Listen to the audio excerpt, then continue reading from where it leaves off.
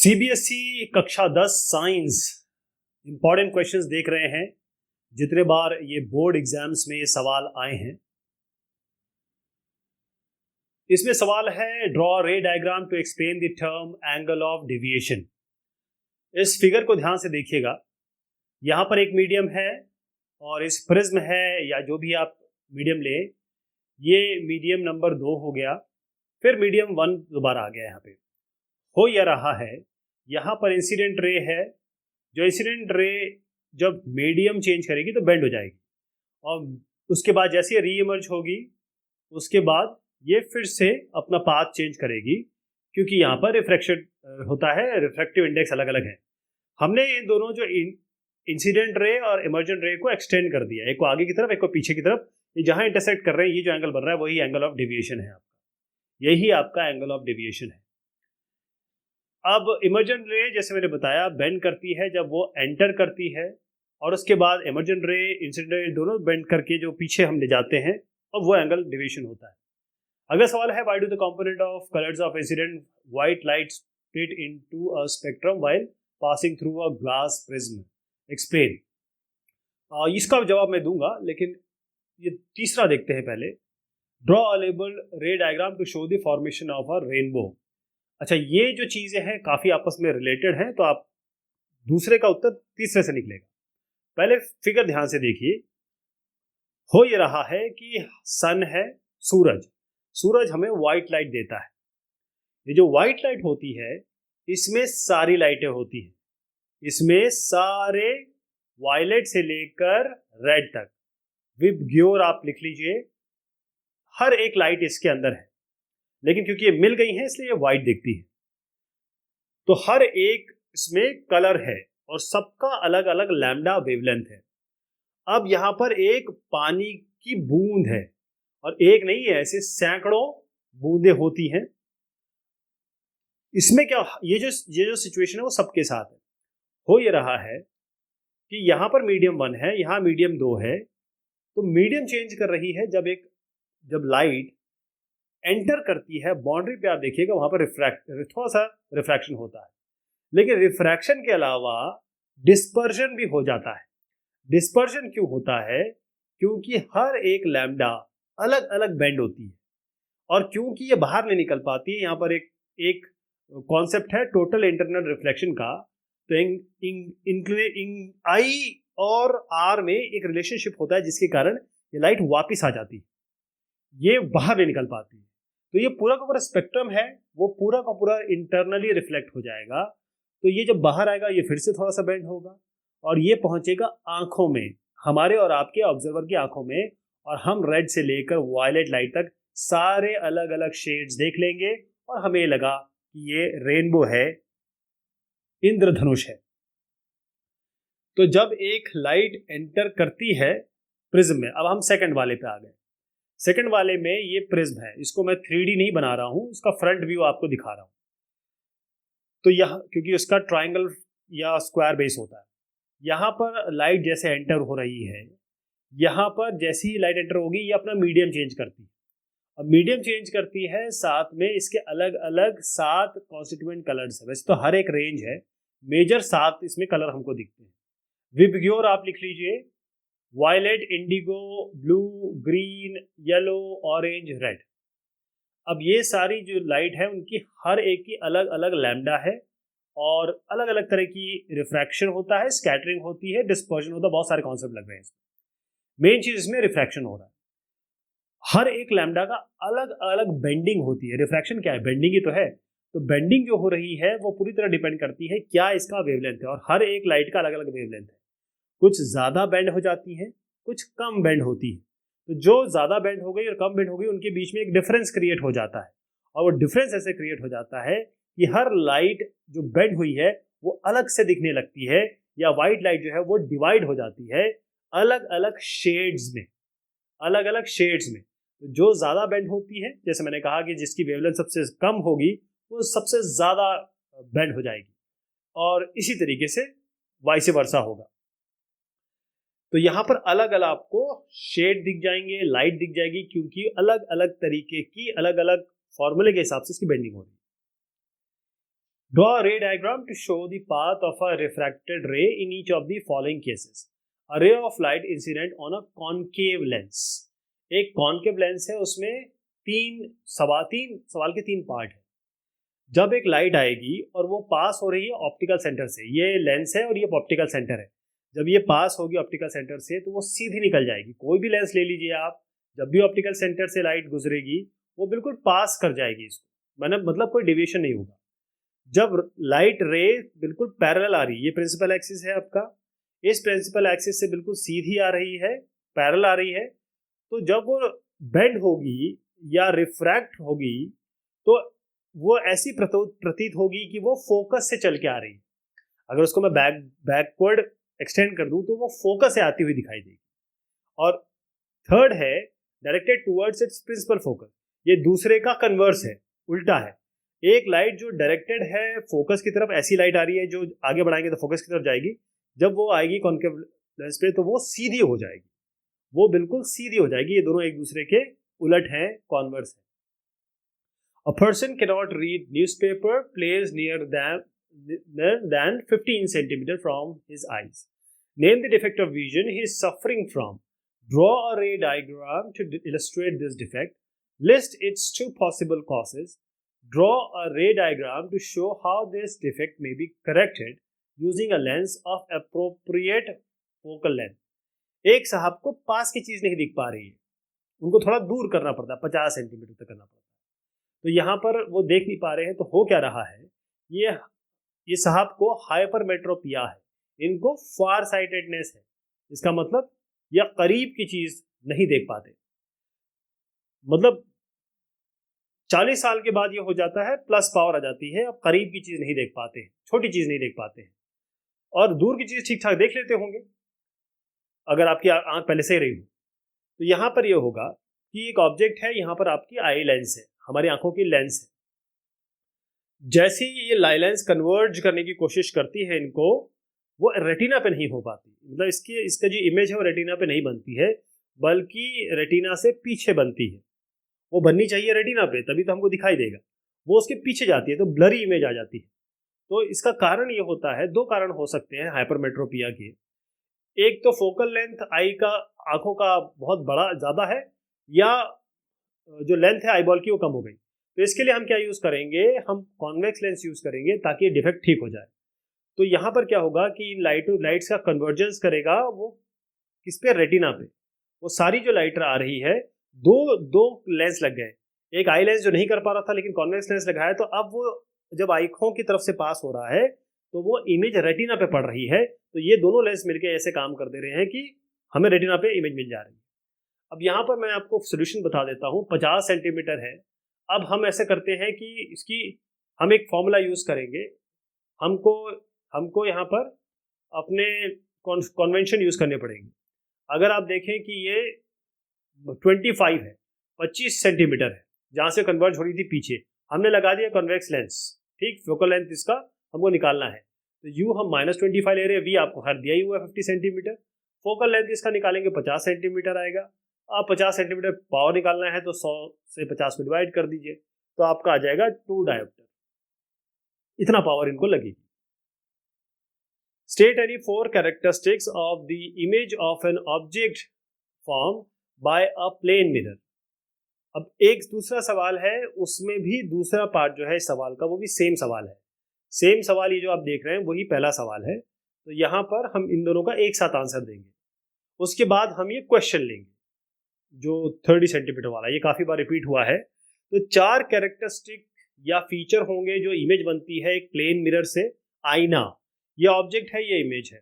अब इमेज जो बनेगी वो आपकी बिल्कुल वर्चुअल होगी, रियल नहीं होगी, वो आप किसी स्क्रीन पे नहीं ला पाएंगे। जो इमेज बनेगी वो इरेक्ट होगी, बिल्कुल स्ट्रेट खड़ी होगी, उसी डायरेक्शन में होगी जिस डायरेक्शन में ऑब्जेक्ट है। इसका साइज दोनों का बिल्कुल एग्जैक्टली सेम होगा, यानी ए भी आप जो यहाँ देख रहे हैं और डी देख रहे हैं, दोनों का साइज सेम है। और इमेज जो बनेगी वो बिल्कुल बराबर डिस्टेंस पे बनेगी। जो BC डिस्टेंस है वो CD डिस्टेंस के बराबर है, ये दोनों डिस्टेंस बराबर है। जो इमेज बनेगी वो लेटरली इन्वर्टेड होगी।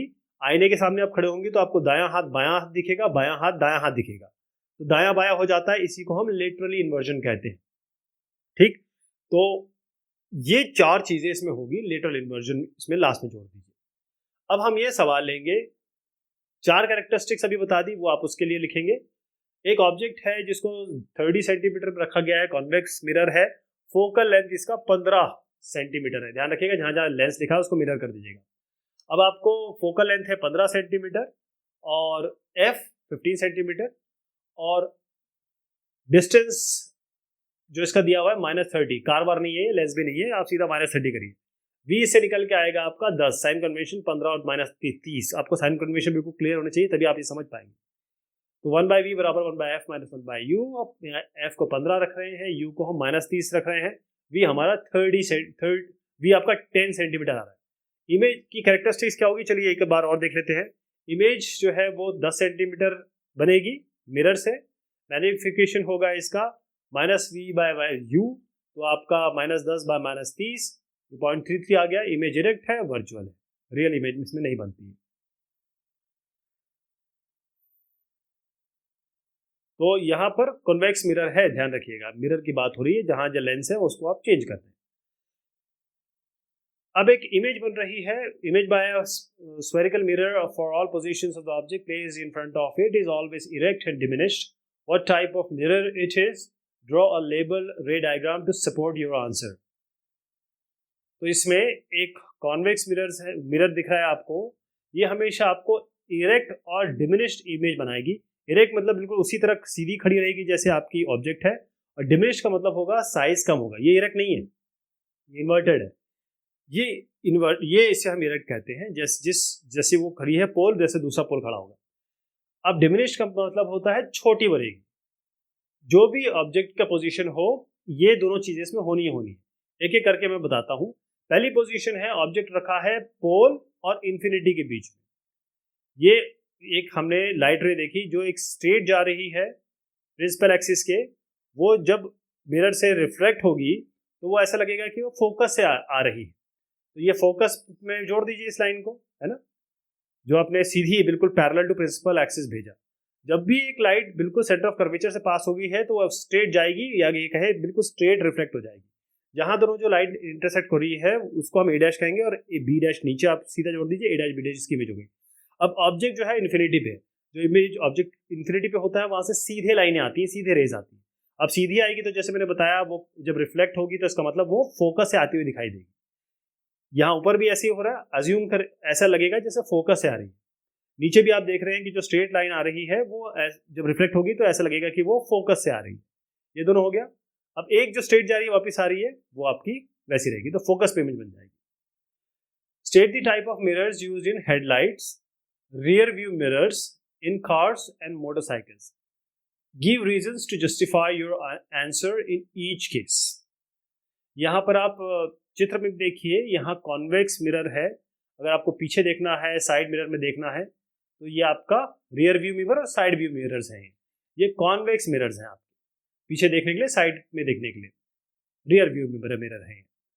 और ये कॉनकेव मिरर है। कॉनकेव मिरर यूज होता है जो हेडलाइट में यूज होता है। आपकी कार में हमेशा कॉनकेव मिरर आपकी हेडलाइट में, ध्यान रखिएगा। तो इसमें हम पहले हेडलाइट की बात करते हैं। कॉनकेव मिरर हम यूज करते हैं हेडलाइट की तरह, इसको हम रिफ्लेक्टर की तरह यूज करते हैं। बल्ब जो होगा वो फोकस पे रखा जाता है कॉनकेव मिरर के, ताकि जो लाइट रे आ रही है बल्ब से उसको हम कलेक्ट कर सकें, और रिफ्लेक्शन के बाद हमको एक बिल्कुल कॉन्सेंट्रेटेड स्ट्रॉन्ग बीम मिले। जब हम कॉन्वेक्स मिरर की बात कर रहे हैं यहाँ पर हम रियर व्यू में लगाते हैं। कॉन्वेक्स मिरर में बहुत कह रहा हूं आपको, यहाँ जो मैंने चित्र में भी दिखाया हुआ है, ये जो कॉन्वेक्स मिरर है यहाँ पर हम पीछे का देखने के लिए या साइड का देखने के लिए, कार में, क्योंकि हमारे पीछे की तो आंखें नहीं होती है, इसलिए हमको इसका उपयोग करना पड़ता है जिससे गाड़ियां चलती है। तो जो बाकी व्हीकल्स है वो एक हमको बाकी की छोटी इमेज दिखाई देगी और काफी दूर तक दिखाई देगी, यानी कि डिमिनिश्ड और erect image. 2f convex lens के बाद डिमिनिश होगी और इरेक्ट होगी, और इससे क्या होगा कि बहुत बड़ा व्यू आपको मिल जाता है और आप छोटी सी इससे ज्यादा चीजें देख पाते हैं। Mention the type of mirrors used as rear view mirrors and shaving mirrors. List 2 reasons to justify your answers in each case. तो यहाँ पर ये मैंने आपको रियर व्यू मिरर बताया है। आप कार से पीछे देखना चाहते हैं, ये आपका सिक्योरिटी मिरर है, ट्रैफिक मिरर भी इसे कहते हैं, और ये इसको सवाल में पूछा नहीं गया लेकिन फिर भी मैंने दिखाया है। ये कॉन्वेक्स मिरर यहाँ यूज करते हैं। जो पीछे देखने के लिए रियर व्यू मिरर्स हैं वो कॉन्वेक्स मिरर्स होते हैं, और शेविंग मिरर आप में से कई लोगों ने दाढ़ी बनाना शुरू कर दिया होगा, वो कॉन्केव मिरर यूज करते हैं। तो रीजन क्या है रियर व्यू मिरर कॉन्वेक्स का? पहले चीज तो वर्चुअल इरेक्ट इमेज बनाते हैं और उनका फील्ड ऑफ व्यू ज्यादा होता है क्योंकि वो कर्व्ड होते हैं बाहर से, तो वो आपको ज्यादा व्यू मिल जाता है। कॉन्केव मिरर जैसे मैं आपको बता रहा था, शेविंग करने वाले लोग जो इमेज या कॉन्केव मिरर क्यों यूज करते हैं, क्योंकि इमेज जो होती है बड़ी होती है, मैग्नीफाई हो जाती है, तो आपको बिल्कुल क्लियर डिटेल चाहिए होता है जब आप दाढ़ी बना रहे होते हैं या शेविंग कर रहे होते हैं। इमेज जो होगी वो वर्चुअल होगी, इरेक्ट होगी, जब ऑब्जेक्ट को आप रखेंगे क्लोज टू मिरर के पास रखेंगे। यहाँ पर in the following ray diagram the correctly marked angles are, कौन से एंगल इसमें सही हैं, चलिए देखते हैं। इसमें पहला तो आई बिल्कुल सही बन रहा है, आई इमर्जेंस भी सही है, इंसिडेंस, डी आपका एंगुलर डिविएशन भी सही है, और आर ये भी आपका सही है, एंगल ऑफ रिफ्रैक्शन, तो ये भी आपका सही है, सारे के सारे सही है। तो इसमें डी उत्तर कर दीजिए इसका। तो इसको मैं फिर से आपको बता देता हूँ, एक एक डायग्राम से देखते हैं। ये एंगल जो है नॉर्मल मतलब सरफेस के परपेंडिकुलर, और इंसिडेंट रे वो एंगल ऑफ इंसिडेंट होता है जो आप यहाँ देख रहे हैं। एंगल जो नॉर्मल है दूसरे सरफेस का और इमेजिन रे उसके बीच का जो एंगल होता है इमर्जेंट रे होता है, और जो करेक्टली मार्क एंगल है आई है, ई है, डी भी सही है, आर भी सही है। तो आर ए डी सभी सही है इसमें, तो ठीक। After tracing the path of a ray of light through a glass prism, a student marked the angle of incidence, angle of refraction, angle of emergence, and the angle of deviation as shown in the diagram. The correctly marked angles are. तो इसमें कौन कौन से सही है? इसमें दो इधर उधर हो गए, डी और आर। डी नीचे आना चाहिए, आर ऊपर जाना चाहिए, मतलब अभी हमने जस्ट पहले अभी देखा पिछले इसमें, तो मैं फिर से इसको हम देखते हैं, समझाने की कोशिश करूंगा। पहले आंसर बी है इसका, ये समझ लीजिएगा। पहले आप देखिए कि आई और ई करेक्ट है, आर और डी इन्होंने घालमेल कर दिया है, आर नीचे आएगा, डी ऊपर जाएगा, ये साहब ने, तो आप तो ऊपर नीचे कर दीजिएगा इसको। देखिए पीई जो आप देख रहे हैं लाइट, उसे हम इंसिडेंट रे कहते हैं। ई एफ जो है उसे हम कहते हैं रिफ्लेक्टेड रे। एफ एस जो लाइन दिख रही है वो इमर्जेंट रे है। जो एंगल आपका आई है, आई एंगल ऑफ इंसिडेंस है, वन कहें इसको, आर है एंगल ऑफ रिफ्रैक्शन, और एंगल ऑफ ई जो है वो एंगल ऑफ इमर्जेंस है। ये जो एंगल आप देख रहे हैं डी एंगल ऑफ डेविएशन है, और angle of A angle of आपका प्रिज्म है, angle of A angle of the prism. After tracing the path of rays of light through a glass slab for 3 different angles of incidence, पहले आपको ये मैं थोड़ा समझाऊंगा यहाँ पे, ना ग्लास स्लैब वाली चीज हम समझेंगे। After tracing the path of rays light through a glass slab for 3 different angles of incidence, a student measured the, देखिए एंगल ऑफ इंसिडेंस ये हो गया जो पहला कॉलम में है।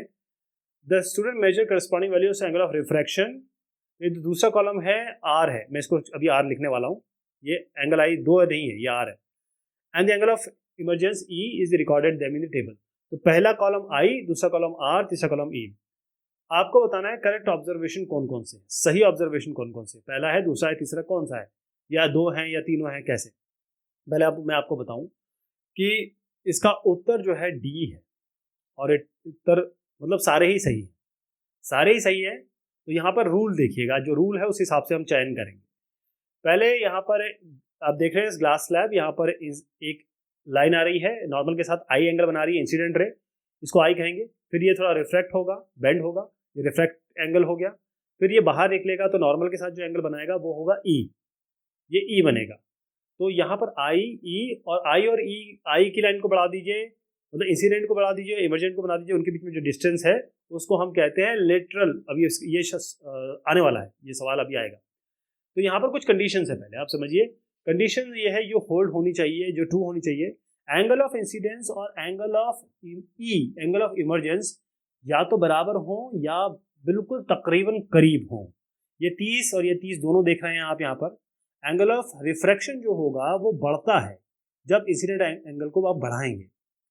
तो ऑब्जर्वेशन हमको क्या यहाँ पर कौन से ऐसे ऑब्जर्वेशन जो हमें मिल रहे हैं, एक लाइट रे जब पास हो रही है ग्लास स्लैब से, पहली चीज तो ये है एंगल आई और एंगल ई पहला कॉलम और तीसरा कॉलम, इस पहला कॉलम तीसरा कॉलम ऑलमोस्ट इक्वल होने चाहिए, और एंगल आर जो है वो एंगल आर का कॉलम सेकंड है, वो कम होना चाहिए एंगल आई से।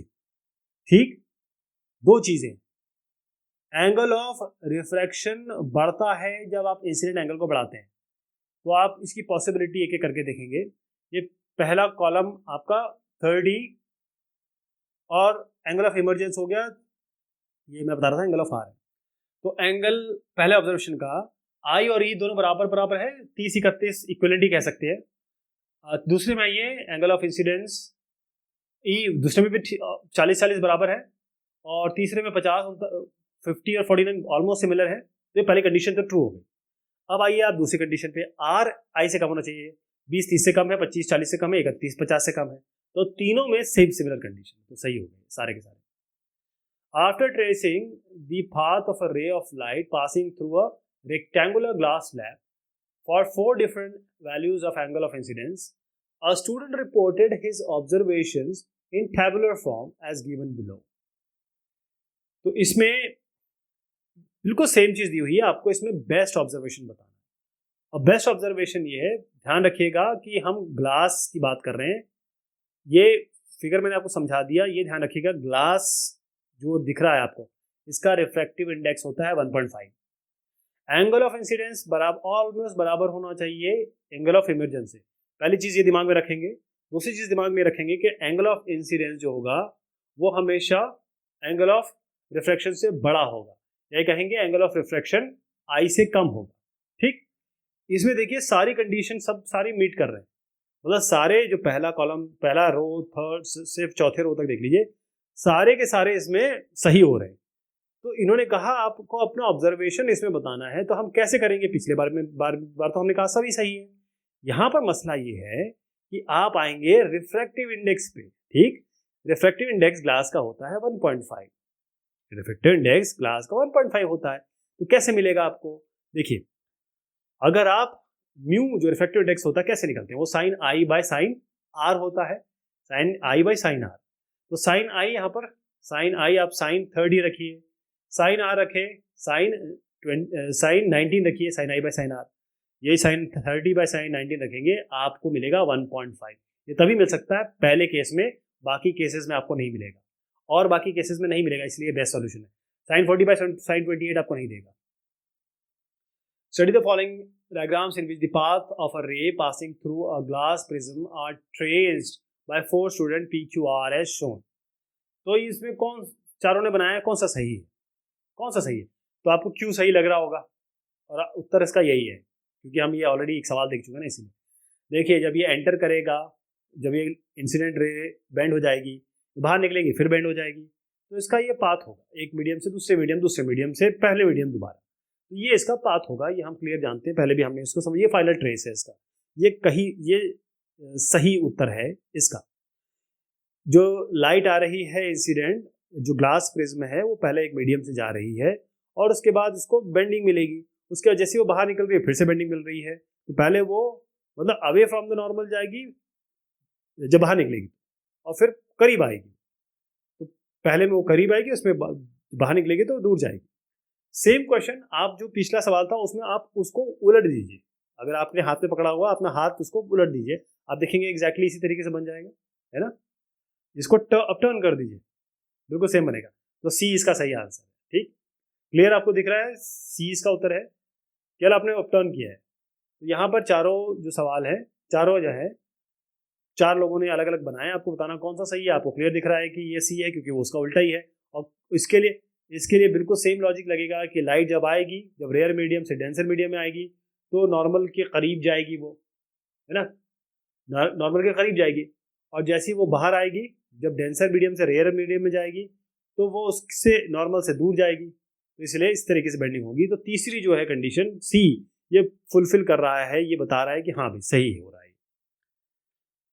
एक स्टूडेंट है, वो ट्रेस करता है path of a ray of white light through a rectangular glass slab and marks the angle of incidence I and refraction and emergence like this as shown. Which angles or angle has not marked correctly? तो देखिए इसमें clear दिख रहा है, angle जो होता है आई और आर वो गलत हो गया। एंगल आई जो होता है वो एंगल होता है नॉर्मल और इंसिडेंट रे के बीच में, इसलिए सी इसका सही आंसर है, जो मतलब उन्होंने गलत कर दिया है आई और ई। और एंगल ऑफ इंसिडेंस और इमरजेंस दोनों गलत हैं, क्योंकि एंगल ऑफ आई जो होता है वो नॉर्मल और इंसिडेंट रे के बीच में होता है। वो देखिए मैं इसको करके दिखाता हूँ। यहाँ पर एक नॉर्मल है, नॉर्मल हमारी इमेजिनरी होती है। यहाँ पर लाइट आ रही है तो रिफ्लेक्टेड होगी, फिर यहाँ से बाहर निकलेगी। तो ये एंगल जो होता है वो नॉर्मल और इंसिडेंट रे के बीच में हो रहा है, ये होता है आई। ना जो इन्होंने किया है वो ये आई बना दिया है, ये गलत हो गया, ये सही है। तो आई यहाँ होना चाहिए। इसी तरीके से यहाँ पर भी थोड़ी गलती हो गई है, गलतियों से इंसान सीखता है। ई यहाँ पर होगा, ई ये नहीं होगा, नॉर्मल से एंगल बनेगा। आई और ई साहब ने गलत कर दिया, अगली बार वो सही कर देंगे। The correct sequence of angle of incidence, angle of emergence, angle of refraction and lateral displacement वो आपको बताना है। तो आपको 1 2 3 4 आपको दिया है, आपको बताना है कि एंगल ऑफ इंसिडेंस कौन सा है। इस तरीके से पहला वाला 2 है, ये एंगल ऑफ इंसिडेंस है। एंगल ऑफ इंसिडेंस हो गया, इंसिडेंट रे और नॉर्मल के बीच में बन रहा है, परपेंडिकुलर के बीच में बन रहा है, सरफेस के परपेंडिकुलर उसे नॉर्मल कहते हैं। अब आपके पास आएगा एंगल 1, एंगल ऑफ 1 है, एंगल ऑफ इमरजेंस है, यही तो है क्वेश्चन में। देखिए ये एंगल, ये 1 हो गया, एंगल ऑफ इमरजेंस 1 हो गया। उसके बाद तीसरा हमको निकालना है एंगल ऑफ रिफ्रैक्शन। तो एंगल ऑफ इमरजेंस जो है वो आपकी इमरजेंट रे और नॉर्मल के बीच में बन गया था 1, तो पहले 2 हो गया फिर 1 हो गया। तो बी और डी में कुछ भी हो सकता है। अब आइए तीसरे पे, angle of refraction. Angle of refraction क्या है? जो रिफ्रैक्टेड रे और नॉर्मल के बीच में बनेगा, रिफ्रैक्टेड रे और नॉर्मल के बीच में, ये हो गया। तो 2 1 4 ये आ गया। अब ये मतलब क्लियर दिख रहा है, बी सही हो गया। अब आखिरी में आ जाए लेटरल डिस्प्लेसमेंट। जो इमरजेंट, जो लाइट आ रही है और जो निकल रही है, उनके बीच में जो थोड़ा सा डेविएशन हो गया उसे हम लेटरल डिस्प्लेसमेंट कहते हैं। वो 3 हो गया एंगल। तो 2 1 3 4 इसका सीक्वेंस हो गया। मैं इसको दोबारा बताता हूँ आपको। ये 2 हो गया, ये 1 हो गया, ये 4 हो गया, ये 3 हो गया। ये सीक्वेंस में जैसे सवाल पूछा गया उस तरीके से लिखना था। A student focused the sun rays using an optical device X on a screen S as shown यहाँ पर. From this it may be concluded that the device X is, device X क्या है? अब एक डिवाइस ऐसा है इनका, मैं बना के दिखा दे रहा हूँ, कॉन्वेक्स लेंस है ये। इन्फिनिटी से लाइट आ रही है, इन सबको ये एक पॉइंट पे कन्वर्ज कर देता है। और ये कौन करता है? ये कॉन्वेक्स लेंस करता है ना? तो कॉन्वेक्स लेंस करता है। अब इसमें देखिएगा कि जो प्लेन की दूरी है या मिरर, ये जो ऑब्जेक्ट रखा है उसकी दूरी कितनी है? 20 सेंटीमीटर। और वो यहाँ पर फोकस पे कन्वर्ट करता है, तो कॉन्वेक्स लेंस है, फोकल लेंथ इसका 20 सेंटीमीटर है। क्यों? क्योंकि ये यहाँ से यहाँ तक जो दूरी है 20 सेंटीमीटर है, जो आपको यहाँ पर सवाल में जो दिया है उससे भी दिख रहा है आपको। तो लाइट रेज इन्फिनिटी से आ रही हैं, कन्वर्ज हो जा रही हैं फोकल पॉइंट पे, जो कॉन्वेक्स लेंस कर पा रहा है। तो फोकल लेंथ कॉन्वेक्स लेंस का वो 20 सेंटीमीटर, जो कि दूरी भी आपको दिख रही है। करेक्ट ऑप्शन आपका सी हो गया। एक स्टूडेंट फोकस, बिल्कुल सेम सही है, सेम सवाल है। स्टूडेंट फोकस द से image of distant object using a device X on a white screen S as shown in figure. If the distance of the screen from the device is 40 centimeters, select the correct statement from the device. 40 centimetre मैंने अब जो आपको logic बताया था बिल्कुल same वही apply करेंगे।